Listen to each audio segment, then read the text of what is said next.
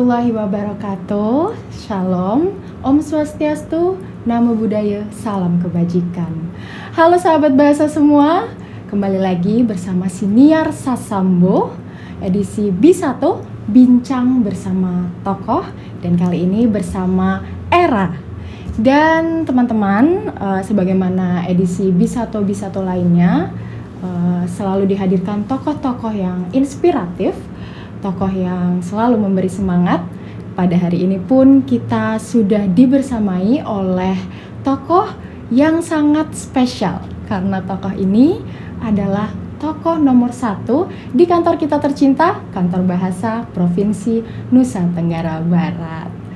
Pada 18 Mei 2022 lalu sudah dilaksanakan pelantikan Kepala Kantor Bahasa Provinsi Nusa Tenggara Barat yang sebelumnya dijabat oleh Dr. Umi Kulsum SSM Hum, dan saat ini jabatan tersebut diemban oleh lagi-lagi seorang wanita, perempuan tangguh dan masih belia, kelahiran Grobogan 9 Maret 1981. Sebelumnya beliau adalah seorang peneliti dari Balai Bahasa Provinsi Nusa Tenggara Barat. Langsung saja kita sapa Dr. Puji Retno Hardining Tias SSM Hum, atau biasa disapa dengan Ibu Retno. Selamat pagi Ibu Retno. Selamat pagi Mbak Era. Iya, apa kabar Ibu? Alhamdulillah pagi ini sehat dan tentunya bersemangat untuk bekerja. Alhamdulillah, meskipun cuacanya saat ini sedang sering hujan ya Ibu ya. Iya, dan kemarau yang hujan. Jadi rawan sekali sebenarnya kita kondisi tubuhnya menurun, tapi Ibu tetap semangat. Iya. Insya Allah selalu diberi kesehatan agar bisa mengemban tugas barunya dengan baik dan maksimal. Amin. Terima kasih Mbak Era. Iya, Ibu, berarti sudah berapa lama Ibu sejak pertama kali datang ke tanah Nusa Tenggara Barat ini sebagai kepala kantor tentunya? Iya, terima kasih ya Mbak Era. Ya. Sebelumnya saya ingin menyampaikan, saya adalah seorang peneliti di Balai Bahasa Provinsi Bali. Iya. Ya, kemudian sejak 18 Mei yang lalu sampai akhir 31 Mei saya masih menyelesaikan tugas-tugas saya sebagai seorang peneliti, dan dalam hal ini nanti peneliti akan beralih ke jabatan fungsional widya bahasa ya, dalam masa transisi yang seharusnya bulan Agustus nanti semua peneliti di lingkungan Badan Pengembangan dan Pembinaan Bahasa itu sudah tidak ada lagi. Namun yang terpenting apapun jabatannya kita tetap harus semangat. Nah, terkait keberadaan saya di NTB ini, saya mulai bertugas per 1 Juni ya 2022. Dan sampai sekarang berarti mau 2 minggu nih, kaki saya menapak di tanah Mandalika. Wah, hebat sekali Ibu. Berarti selama kurang lebih hampir 2 minggu ini ya Ibu ya, apakah sudah mulai merasa betah Ibu di sini? Sudah mulai merasa nyaman? Nyaman ataupun tidak nyaman, harus siap ya, harus siap berada di NTB, dan ini tentu sebagai amanah saya telah melaksanakan sumpah jabatan, dan tentunya saya juga harus nyaman. Dan selama 2 minggu ini melihat perkembangan situasi kondisi di kantor, alhamdulillah sih teman-teman sudah terbuka dengan saya. Tentunya kan ini juga perkenalan ya, tak kenal maka tak sayang. Betul. Jadi waktunya saya harus membuka diri dan mulai menata semangat pekerjaan program-program yang ada di NTB ini ya, tentunya. Wah, ya tetap semangat dan nyaman gitu. Alhamdulillah kalau seperti itu Ibu ya. Memang baru datang kurang dari 2 minggu, tetapi kegiatannya sudah sangat padat. Kami sangat berterima kasih sekali karena Ibu sudah menyempatkan hadir dalam siniar kali ini dan memperkenalkan diri, bertemu dengan sahabat bahasa semua di rumah. Siap Mbak Era. Iya, baik Ibu. Baik Ibu, bagaimana perasaannya ketika pertama kali diberitahu gitu bahwa Ibu akan menjadi Kepala Kantor Bahasa Provinsi Nusa Tenggara Barat, kantor baru, anggota baru, tetapi langsung mengepalai begitu. Bagaimana Ibu perasaan? Kalau perasaan ketika dilantik ya tentunya campur aduk. Apakah saya mampu menjadi seorang pemimpin yang tentunya kriteria pemimpin itu kan bermacam-macam ya. Dan satu hal lagi ketika saya harus mengetahui tempat yang saya harus tapaki adalah NTB, sebenarnya ini adalah jalan terbaik dan dekat dengan Bali tentunya ya. Masih dekat. Dan saya masih beruntung dekat dengan keluarga juga ya, meskipun harus berpisah. Namun NTB merupakan provinsi yang tidak jauh berbeda. Kalau segi regional atau wilayah kan Bali, NTB, dan NTT. Saya pikir dimanapun saya berada, yang jelas saya harus tetap menjadi seorang yang optimis, kemudian saya percaya diri dan mampu bertanggung jawab, terutama menjalankan program bersama teman-teman di NTB.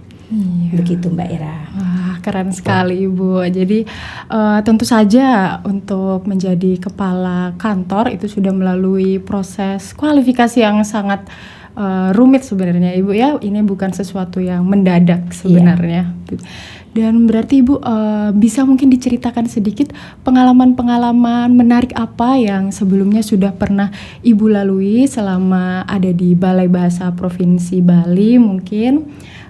Kemudian pengalaman-pengalaman itu mungkin menurut Ibu adalah pengalaman yang membawa Ibu ada pada titik sekarang. Iya, sebenarnya usaha itu tidak mengkhianati hasil ya. Jadi selama saya ada di Bali, tentunya saya harus menginspirasi teman-teman bekerja dengan ikhlas.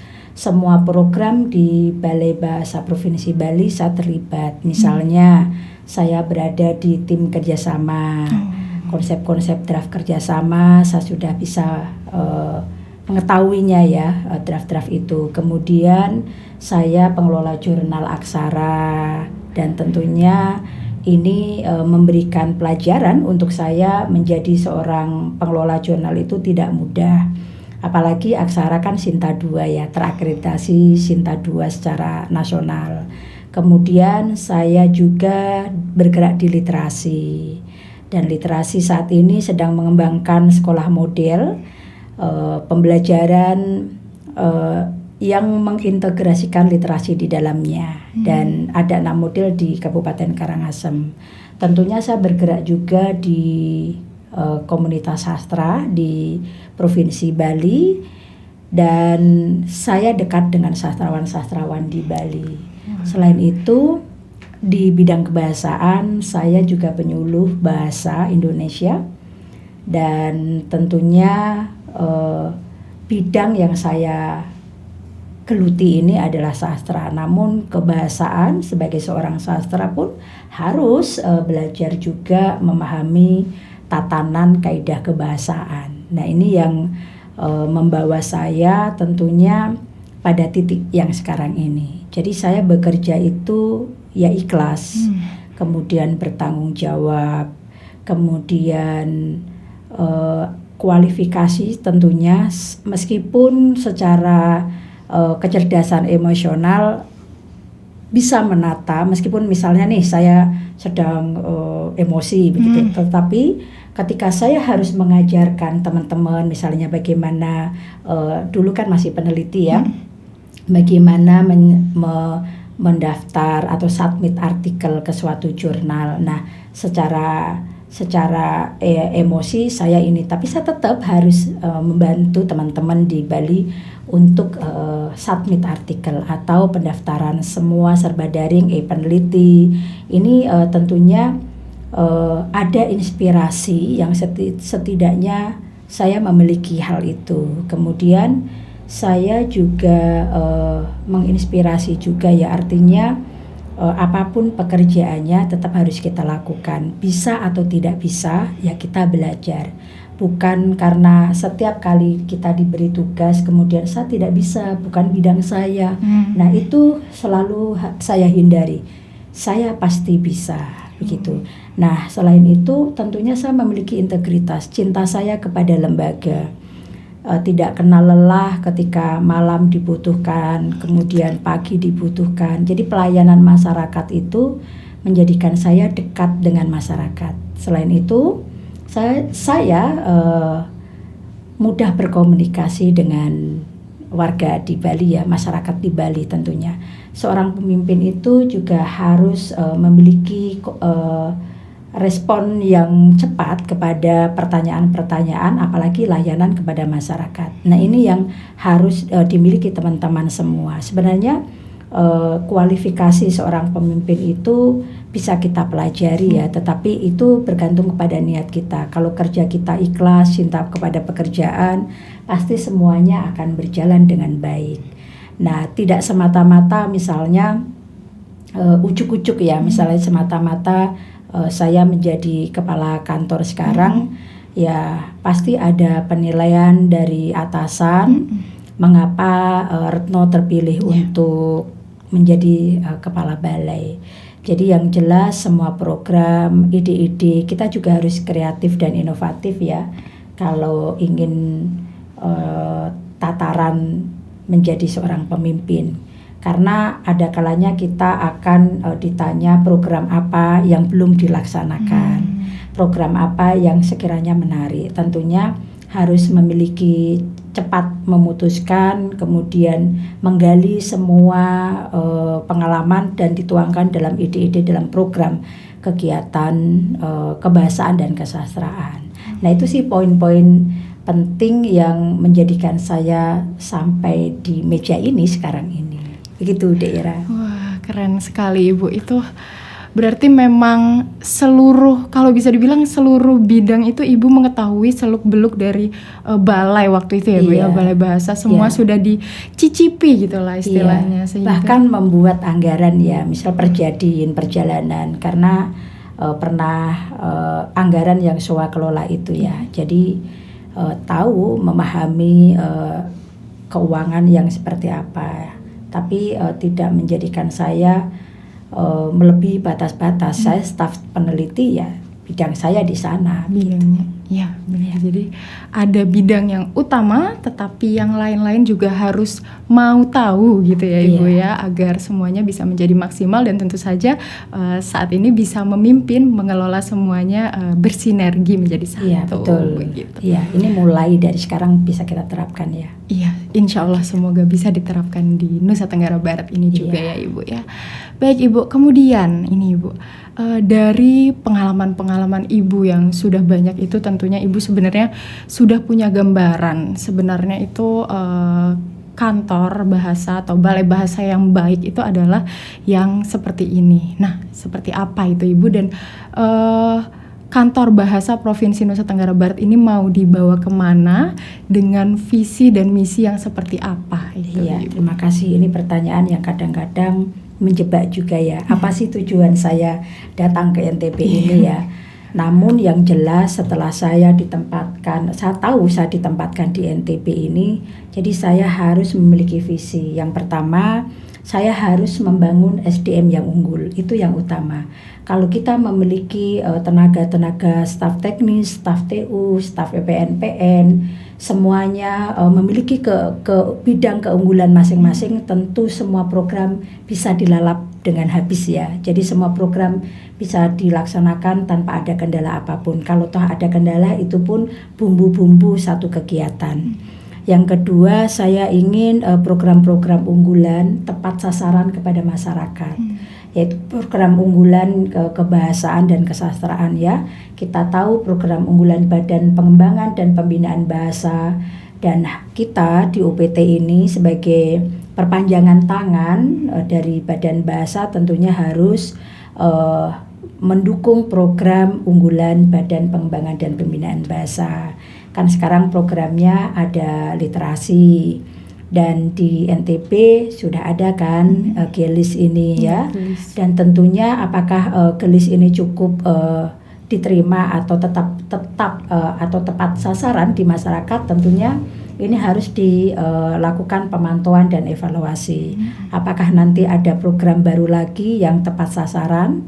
Nah, ini menjadi PR bersama untuk saya dan teman-teman. Harus ada ide dan gagasan ya, kreativitas dan inovasi yang tentunya berdampak lebih baik lagi untuk masyarakat NTB. Kemudian yang terakhir, saya ini ingin publikasi dan pelayanan kepada masyarakat ditingkatkan.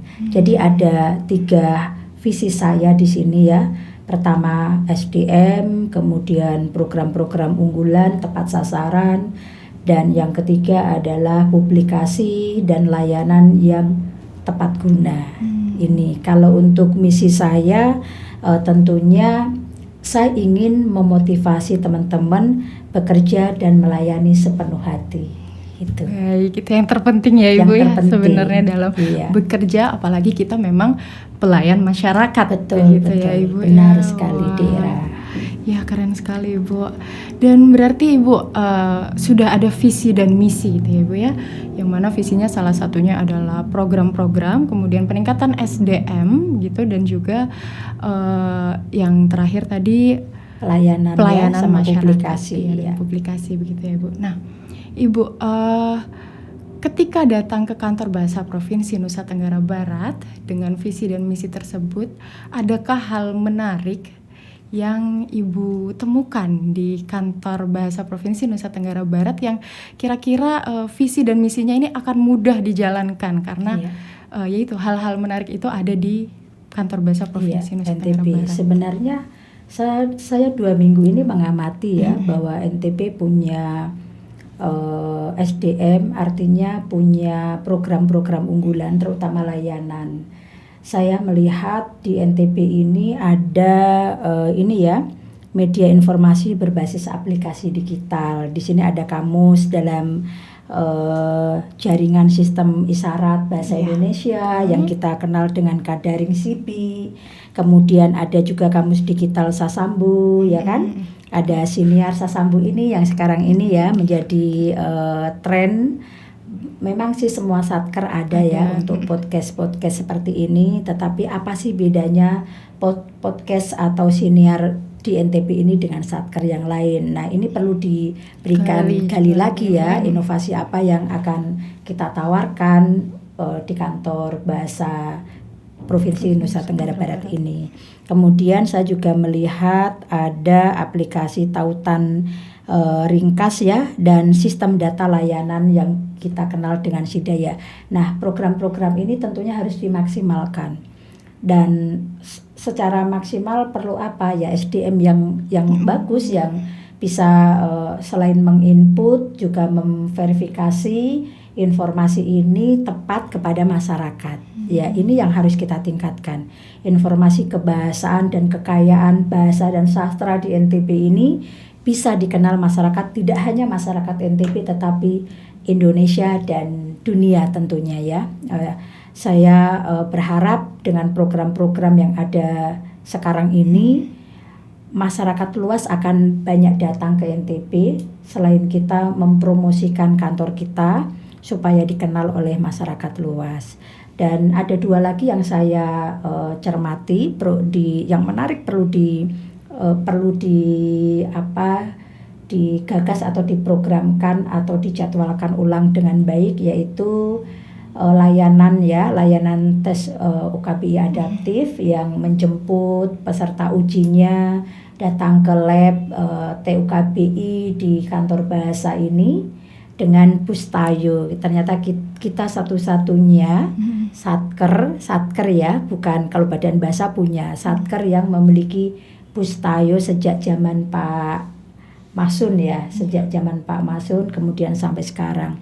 Sebenarnya sejarah-sejarah peninggalan kepala kantor yang dahulu ini perlu kita manfaatkan, kita pelihara, dan tentunya kita majukan dengan kegiatan-kegiatan yang menyasar ke masyarakat.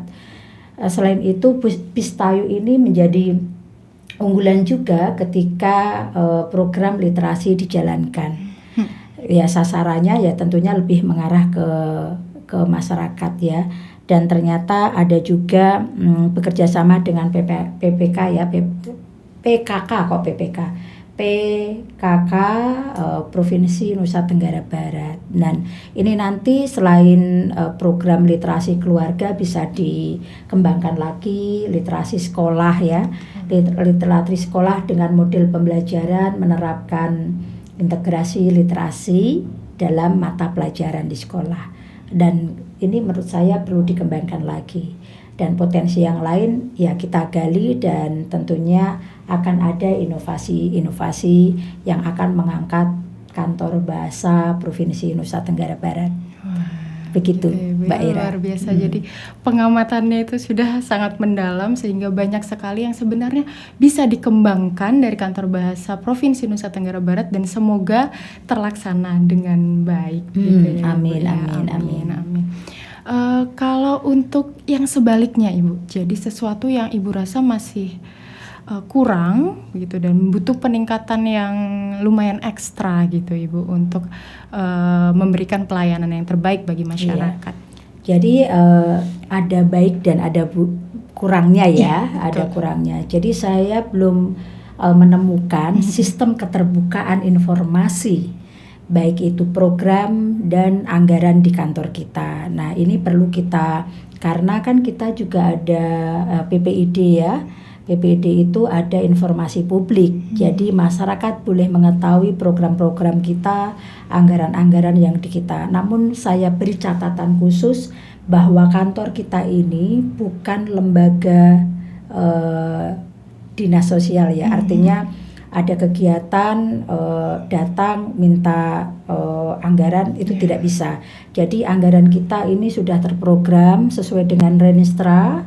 Dan setiap kali mengeluarkan anggaran itu pun sudah memiliki akun-akun dan plot-plot tersendiri program itu, sehingga terkadang kita tetap harus melayani masyarakat namun tetap harus membatasi bahwa anggaran yang sudah ada di kantor kita ini sudah terprogram dengan kegiatan-kegiatan unggulan di kantor kita. Nah ini yang perlu kita informasikan kepada staf terutama ya, kepada teman-teman di intern terlebih dahulu, kemudian kepada masyarakat. Terlepas kita bisa bermitra kerja yang sinergi, yang saling menguntungkan antara kantor kita dengan lembaga lain. Itu bisa kita sediakan layanan itu dengan baik gitu ya.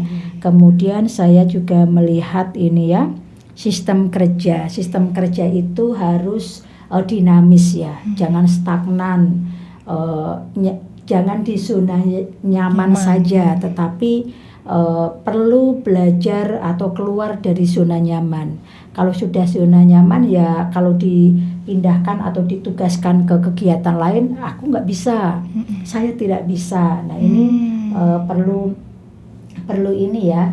Perlu kekuatan yang tentunya sudah waktunya kita terbuka. Dan kalau ada rotasi kepegawaian, misalnya si A dipindahkan ke analisis jabatan ini, ya itu sudah wajar, sudah biasa, karena kita kan juga ada reformasi birokrasi. Betul. Itu ya, ini yang belum saya temukan. Nah gitu. Mudah-mudahan dengan saya ada di sini kita bisa semakin terbuka, transparan dan akuntabelnya tetap ya. Iya, baik gitu ya Bu ya. Jadi jangan hanya benar ada program-program baru yang inovatif, tetapi semua harus terencana dengan baik begitu dan terbuka begitu ya Ibu ya. Baik. Iya. Kemudian untuk program-program yang segar mungkin Ibu, program-program baru yang ingin Ibu canangkan selaku Kepala Kantor Bahasa Provinsi Nusa Tenggara Barat. Iya. Ini sebenarnya banyak program ya, karena kita sudah ada Renistra Badan Bahasa, mau tidak mau secara turun-temurun dengan perjanjian pimpinan atau PK pimpinan itu harus meluruskan atau meneruskan program di Badan Bahasa. Namun bisa juga program ini kita canangkan di NTB. Sepertinya saya belum melihat program kerja bengkel bahasa atau bengkel sastra. Sasarannya mungkin ke siswa-siswa. Nah, ini bisa kembali kita galakkan ke depannya ya. Mungkin yang sebelum-sebelumnya pernah, tetapi mungkin berhenti di tahun berapa gitu. Nah, tentunya ini menjadi program yang bisa dilakukan secara berkelanjutan. Kemudian saya juga belum melihat ensiklopedia sastra Provinsi Nusa Tenggara Barat. Di ensiklopedia itu ada sistem kepengarangan, kemudian profil-profil pengarang, karya-karya pengarang, itu kita juga harus mendata itu. Karena lembaga yang memang tepat untuk memajukan, mengembangkan ya, melakukan pengembangan, pembinaan dan pelindungan bahasa ya kantor kita, karena kita ada Undang-Undang Bahasa nomor 24 tahun 2009 itu. Nah, kita berpayung hukum dan kita harus memiliki data itu ya. Kemudian komunitas sastra ini ternyata belum dilakukan pendataan. Ada berapa komunitas sastra yang ada di NTB. Nah, ini tugas kita ke depan. Kemudian komunitas literasi baru tahun ini ya. Baru tahun ini dilakukan pemutakhiran. Seharusnya sih bukan pemutakhiran ya, pendataan terlebih dahulu, kemudian tahun berikutnya baru pemutakhiran. Karena harus ada data dulu komunitasnya berapa. Namun saya terima kasih kepada tim literasi yang sudah melakukan pendataan dan sudah ada profilnya berarti, dan kemudian sudah ada laporan seperti itu. Jadi cukup perlu dikembangkan lagi ya ke depannya seperti apa. Apakah hanya bentuk pendataan saja, namun perlu ada pemberdayaan, yaitu pelatihan yang mendampingi atau kita melakukan pembinaan kepada komunitas literasi. Juga sebaliknya dengan komunitas sastra. Kemudian saya belum melihat juga inventarisasi sastra tradisional atau daerah di NTB ini. Nah, ini perlu dikembangkan juga. Kalau literasi ya tadi sudah sempat saya bahas juga, ternyata ada gelis di NTB. Namun menurut saya literasi ini perlu kita terapkan sekolah model gitu ya, sekolah model yang menerapkan integrasi literasi dalam pembelajaran, baik itu di tingkat SD, tingkat SMP, jadi di tingkat dasar dan tingkat menengah.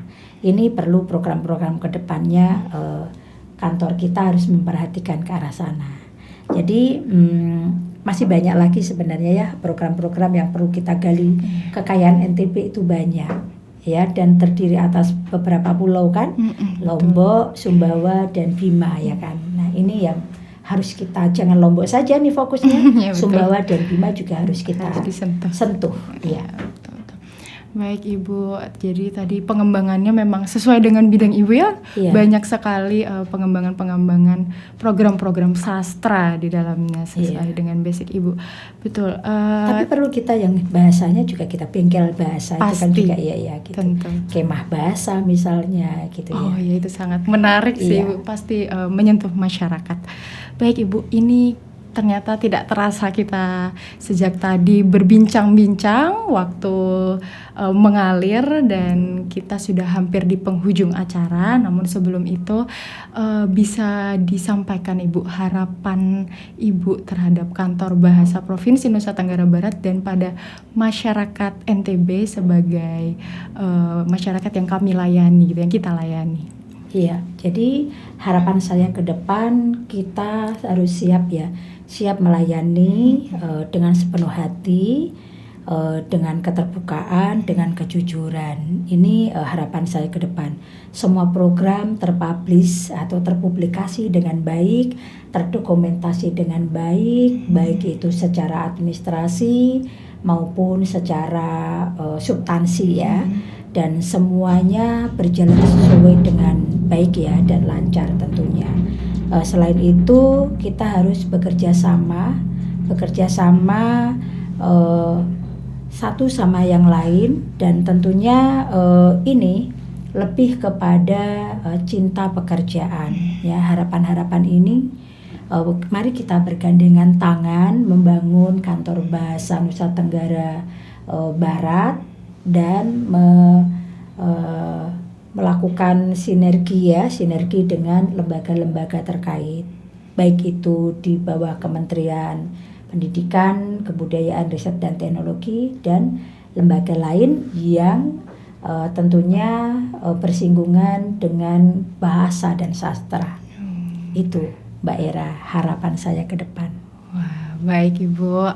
Terima kasih sudah menyempatkan waktunya di tengah kesibukannya yang tentu saja banyak sekali Ibu. Terima kasih sudah berkenan untuk memperkenalkan diri dan memperkenalkan Provinsi Nusa Tenggara Barat dan Kantor Bahasa Provinsi Nusa Tenggara Barat. Semoga apa yang tadi sudah dipaparkan, rencana program dan pengembangan juga perbaikan, semoga bisa terlaksana dengan baik. Iya, amin. Ini dukungan Mbak Era juga ya.